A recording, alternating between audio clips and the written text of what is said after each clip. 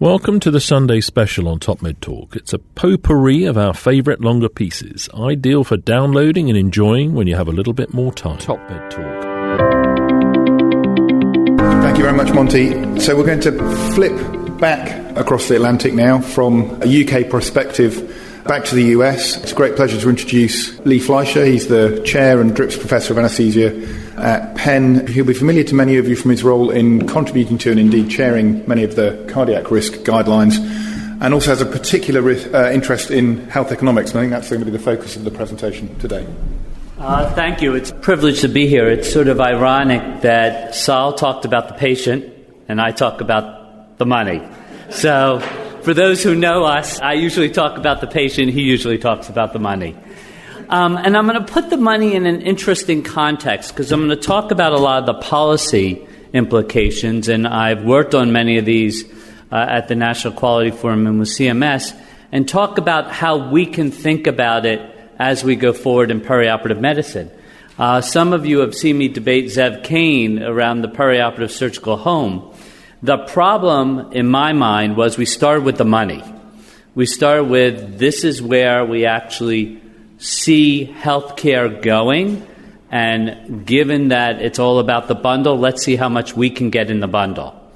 And what I think is great, ironically, is we start with Saul talking about the patient and Monty pivoting and again talking about the patient, although that slide of 2017, and how within the confines of the current structure on payment in the U.S., how do we ensure we can continue to do this work and get paid for it? Because if we do the work first, which we should, we want to make sure how we optimize the ability to continue it by the reimbursement scheme. Now, I don't know if you've seen this because it's relatively new, but the problem is the problem. The percent of money that's going to be spent on healthcare was just updated in the last about 3 months. This was published in Health Affairs. So our healthcare expenditure in the U.S. is projected to grow 5.5% over the next decade to get to the level of $5.7 trillion. Now, that would be fine if our GDP is going to grow. But when you put the two things together, that healthcare is going to grow 1% faster than GDP over that same time period. And I'll show you a graph from CMS and the National Health Statistics. So we're going to rise from 17.9% of GDP to 19.7%. Is that sustainable? And can people afford and can industry afford to support that level of growth? So you see this, and the other problem is that the percent that states and local governments are going to fund is going to go up to 47% from 45%. And while the federal government keeps raising the debt ceiling and funds a lot of these things, the states can't raise their debt ceiling. They can't actually have a debt. So essentially Medicaid, which funds a lot of our work, and we know how we get paid by Medicaid for our work, which is at about 80 cents on the dollar. We lose money on Medicaid. That's going to be under increased pressure. So the more that we can solve and take the waste out of the system, the better it is not only for our federal government and our patients, but also for our state governments, which can't afford it. So that's something to think about within the overall construct. And this is just a graph that nicely illustrates it, showing again this rise from, you see the dip that occurred down here around 2008 to 2010, which was around the recession that occurred, and that was some of the changes, but that our rate of growth will be higher than GDP growth and lead to a rise in overall expenditures.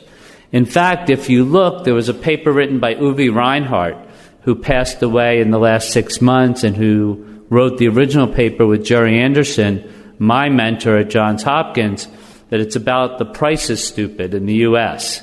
compared to other countries. Ashish Jha has just updated that and again showed it's about the prices. So we have to be very sensitive that the federal government is hearing it's about what we cost or what we charge them and what they pay. So how do we actually utilize that to say, do we do inappropriate care? Which is, if you talk to the Walmarts of the world, and when I talk to Comcast, what they want to know is not how you can give me less money per widget, but are all the widgets needed? Do we really need to do all the laminectomies, all the back surgeries that's currently done now?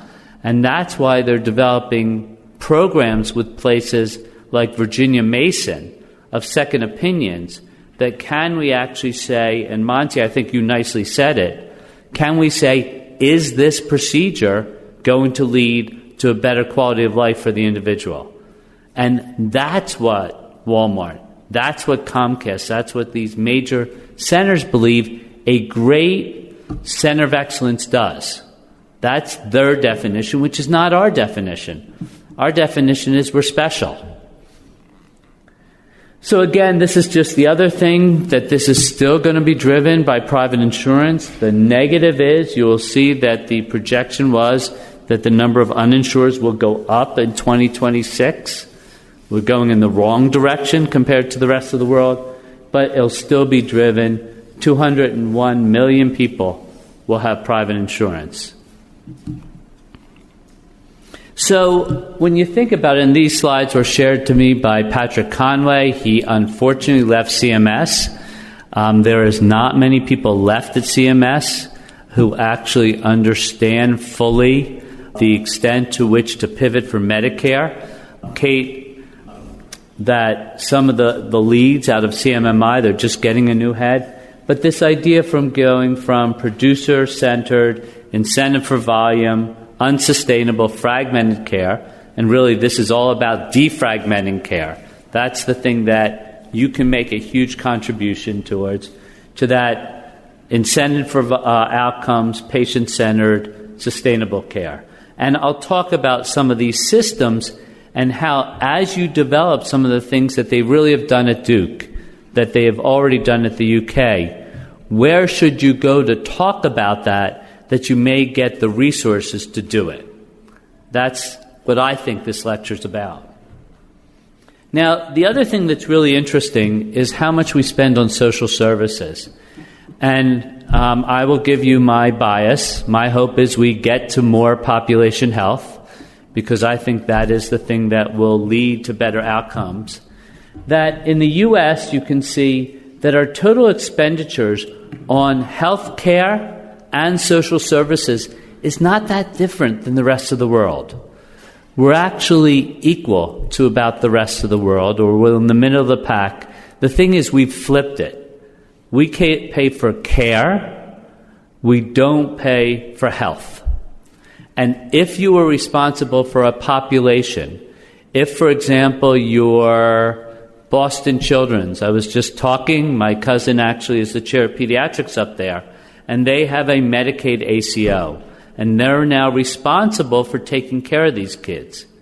You may pay for dental care, because in children, poor dental care, dental caries can actually lead to worse outcomes. The smoking that Saul talks about, some of these clinics are huge, and if you're Geisinger and you're both the care deliverer and the insurer, you may buy a patient a refrigerator. You may actually, what some people have done is they've gone to Blue, they supply food after you can order it online. Blue Apron. There are centers that actually have started to send patients home with Blue Apron meals to improve their healing after surgery. Really interesting concept, but if you get paid for the total bundle, it makes sense. If you get paid fee for service, you never do it. So in fact, people have looked at this. This is a wonderful sort of analysis. How can we work with the entire the entire health and change that paradigm? And payment will drive this. How much you're in an advanced payment model will make a difference.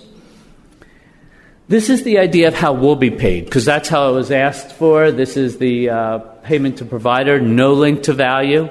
I'll show you CMS and sort of Sibelius's approach that we're getting to value payment. That really is only 2 to 3%. That while we say 30% of our care, 50% of our care is paid, it's actually that 2 to 3% margin. So if you do more volume, you can overcome the negative payments around quality-based care. The alternative payment models is the bundles. That's in 3. Now, we know that Secretary Price, being an orthopedic surgeon, did not want anything to interfere with the independence of physicians. And that's why he was against bundles. He actually thought bundles worked, from everyone I know at CMS. He was in favor, but he wanted it voluntary. And we know that Azar and the current administration is now thinking again, and I'll show you some of the new bundles that have come up. And lastly, population-based. And anybody here from Maryland? One person. You have an interesting system. But it could become the model for the country, and people need to be aware of it. So this idea and this goal of getting to 85% linked to value-based purchasing is only the 2 to 3% that's attached to MIPS. It's only to that small percent that's attached to the change in the total amount of money you will receive from Medicare in the payment updates. But it was the first step. And again, this goal of 2018, some people will say it's true, it's 90%, but others will not. In fact, Saul's co-author, Mark McClellan, said, CMS will move a little bit, but he actually got industry, the insurance industry, to move even faster than CMS. So if you think that because CMS underpriced slowed things, you should talk to AHIP, the Association of Health Insurance Providers. You should talk to your local Blues or to Aetna. They are actually going to accelerate it. My CEO does not want to say we have any population health programs, but we're responsible for 160,000 lives under our Blue Cross contract. It's a different name for the same thing. We are responsible for their total cost of care, and I'll talk about where we can make a difference there. The thing that CMS learned, and the CMMI, the Center for Medicare and Medicaid Innovations, learned, is it works. That as you actually do these alternative payment models, as they actually started to ask the question and attach it to payment, and people focused, there was marked improvement in VAP, in early delivery by C-section, central line. Everyone says that 15 years ago we couldn't eliminate central line infections, and they are much, much lower. Now, the interesting question, is it Peter Pronovost in the checklist, or do you read Mary Dixon Wood's work, who's from Oxford, where she says it's actually a culture, it's the campaign that makes the difference. And can you change the culture in your hospital, in part by developing all the things that Saul and Monty talked about for the country or for Duke. So these are all the opportunities and the pivots, and under the current ACA, and I apologize for the small slides, these are all the things that CMMI, which has a right to turn them on, it's up to the secretary if it works, but pioneer ACOs, the Accountable Care Organization, Medicare Shared Savings Programs. You may in your state be aware that there may be special programs for dual eligibles, people on Medicare and Medicaid, so that's the poor elderly, but also they may have a program, our Blues do, on diabetics. And Saul's Diabetes Clinic at Duke may be optimally set up to actually integrate and take advantage of that Medicare population in which there is a special bundle or care program for those diabetics who are undergoing surgery. So as I talk more and more, think about, as you talk to your leaders who are doing the insurance contracting, are there programs around special populations that we can have shared savings, the homage to some who have discussed with me, in which you will give us resources for helping take care of them from a population-based perspective. Now, Maryland. Fascinating. Maryland has always been an all-payer state. So what does that mean? That means that they can't make a lot of money in the hospitals and they can't lose a lot of money. In fact, as you get to the end of the fiscal year, the amount of money charged per day, the per diem room charge, actually changes to the insurance company. And that all the insurance companies pay the same as Medicare. So it's an all payers pay the same to allow a certain amount of money or benefit to Maryland and Maryland hospitals at the end of the year, which means Hopkins can't make 12% margin, but they don't have a negative margin. So they entered into, in 2014, a new model, which says we are going to be actually allocated a population, and we are responsible for the total care of that population. And if we actually live within the budget we get, and they got like $2 billion more for the state, maybe more, that we will actually manage it just like an ACO, population health, from Medicare and all of the providers. So the way they can make money is actually getting international patients, which works for Hopkins but doesn't work for Franklin Square, save money by actually doing less surgeries or less post-acute care, or, in fact, having a larger population that they're caring for. In 2019, assuming it goes through, is the infamous waiver. And in 2019, they're going to be responsible for the physician spend also. So they are experimenting in which they're saying you're responsible for a whole state. Now, they actually do well with out-of-state patients too. But just imagine that if this proves to work in 10, 15 years, and in this audience it's hard to know how many of us will still be practicing, but that's mainly about me. But the question becomes, will we actually have to manage to an entire population just get one budget and say to the hospital, figure it out yourselves? That's what's happened in Maryland.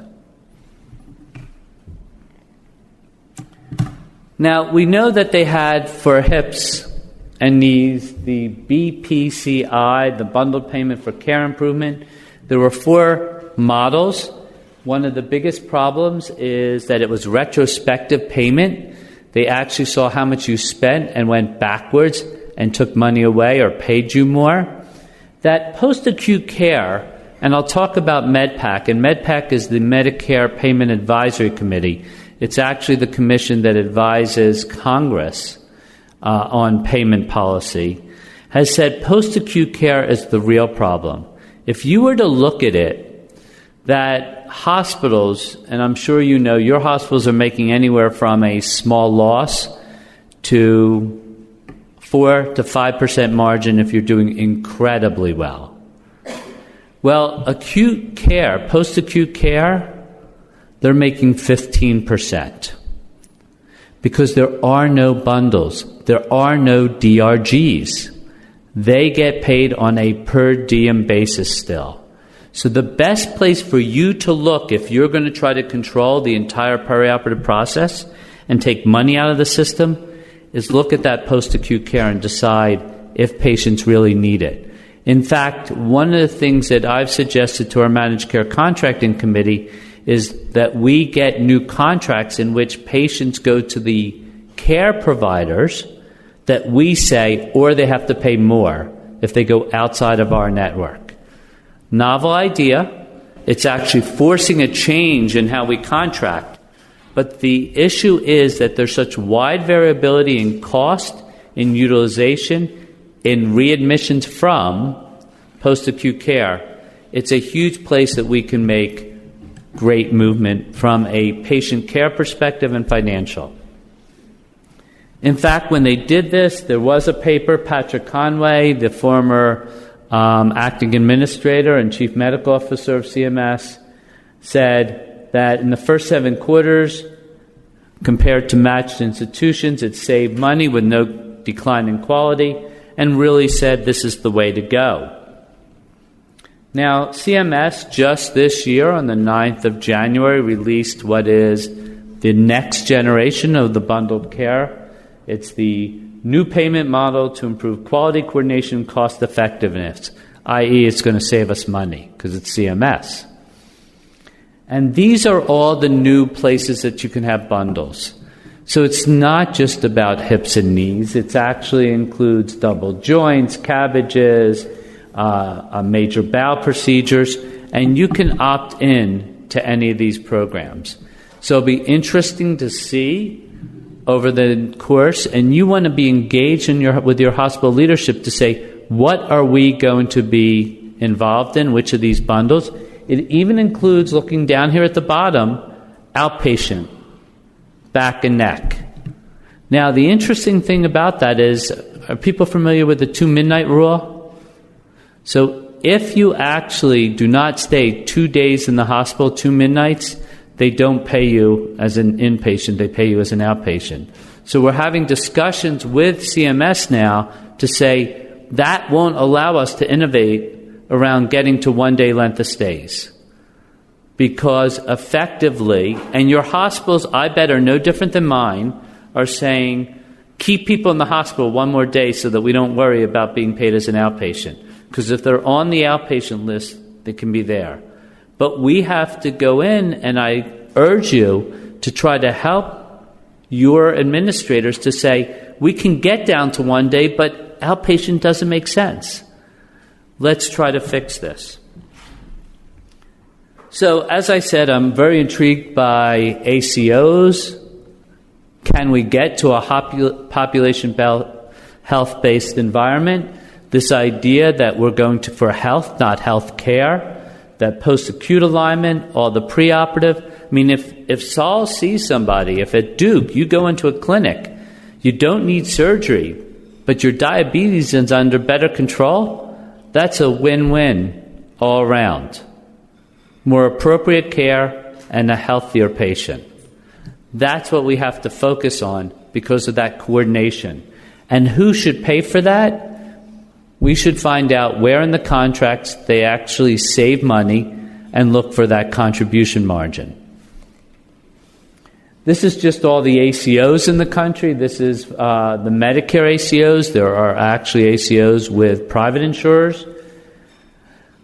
Tim Ferriss, who's at Partners ACO at Mass General, has done an analysis of whether it makes a difference. And what you see, and this is the interesting thing about a lot of our this work, is that it actually takes about a year of a person being in a particular model for them to actually achieve benefit. For example, if we do more behavioral health, that's not going to have in our primary care, and I'll talk about that in a minute, that's not going to have an effect tomorrow. It's going to have an effect about a year from now. And we need to keep people in the same insurer, and that's one of the things that's going to be important in the future. This idea of the patient-centered medical home and integrating everything together. I talk to our medical students, and it's great that we can give them more effective medications, but if they can't afford it and they don't take it, they're less effective.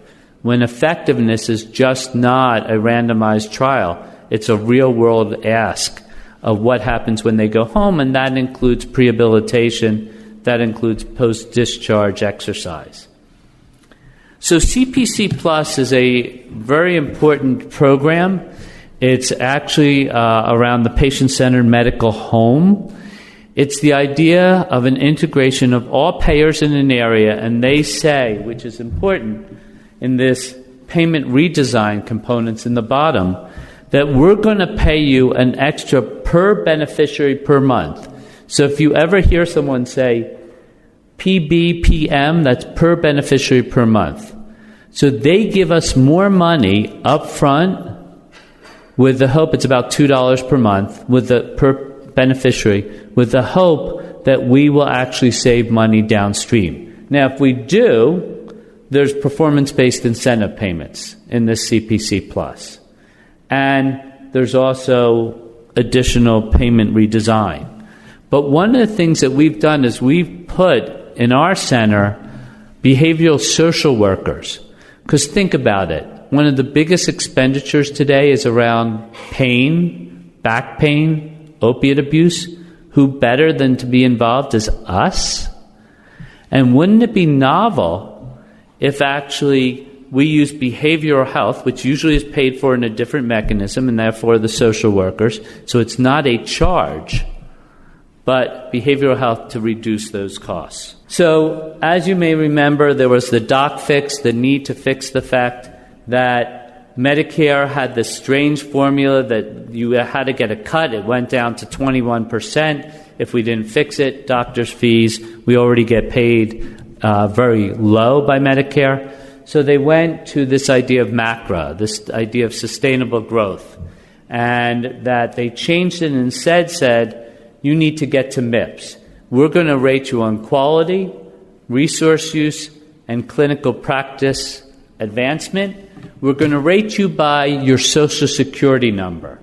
So, for example, at Penn, where we're one practice group, we can actually bill out as smoking cessation in the primary care clinic, and anesthesiologists get credit. So as you hear people question whether MACRA works, the problem is almost nobody is using MACRA or quality metrics related to their specialty because of the way it actually goes through the tax ID. And that's why the American College of Surgeons is so against it. It's not being effectively used. And in anesthesia, it's the entire group, whatever the tax ID and however large you are. That these are the weightings in quality measures, resource use, practice improvements, and EHRs. The percentage cut goes up with every year if you don't participate. That, in fact, the other way to not have to be part of MACRA is if you have a large percentage of your billings in an alternative payment model. These are all the examples, the shared savings, ESRD, the ACOs. And these are some of the practice improvement activities. Expanded practice access could be one of them, population management, monitoring health conditions, being part of an alternative payment model, using checklists like a surgical checklist. This came from CMS and the Secretary. So if you say you have now implemented the WHO checklist, you've done the quality improvement activity. This is a list of all the AQI, the Anesthesia Quality Institute measures. I believe these slides are shared. So you can see this. You see it's mainly process measures. Two, outcome measures. So what we're getting credit for is checking the box. For those of us who are in MPOG, it's more about outcome measures and effective clinical care because it's directly from our EHR. So MPOG has a quality database. But I'll finish with this. MedPAC, so the Medicare Payment Advisory Committee, has actually voted 14-2 to junk MACRA and MIPS. So MACRA and MIPS is the only recent bipartisan bill that has gotten unbelievable support. And then after it's been implemented. This is really coming from the American College of Surgeons strongly, and it's really about the fact that it's not achieving what it set out to be. People are not using these quality metrics. And the idea of being paid, and I was asked recently, should we be paid more if we check the box that we did ERAS? I have a very hard time saying we should be paid more. I just hopefully convinced you we can't afford to be. What we should be doing is getting a piece of the savings by getting our hospitals to go into bundles, to go into population health, and saying we can save you money, that's the way to go. So we don't know if this will happen, but I will tell you the way Ashish, the last thing I'll say is Ashish Jha has proposed, he's a health policy guru at Harvard, that patient satisfaction with our overall care should be one of the determinants of whether or not we get our full payment. And my belief is if you go heavily into perioperative medicine, they will be extremely satisfied with their care. Thank you. Top Med Talk. Nick Majerison here. Thanks for listening to Top Med Talk. Now, before we let you go, it's important that we remind you to subscribe to Top Med Talk. That way you'll never, ever miss another episode. Also, if we could encourage you to join us on social media, Twitter, Facebook, LinkedIn, YouTube, pretty much every single social media platform, we're there. Join us. And finally, check out topmedtalk.com. If you go to our website, you can subscribe to email updates. That way we can always tell you where we're going to be, what we're going to be doing, and how you can join us. topmedtalk.com and click on the section marked email updates. Finally, Top Med Talk is proud to act as the broadcasting arm of EBPOM, Evidence-Based Perioperative Medicine. We'd love you to find out more about them as well. ebpom.org is their website. That's ebpom.org. And if you go to ebpom.org/meetings, you can find out about some of the wonderful meetings that we attend and cover across the year here on Top Med Talk. That's ebpom.org/meetings.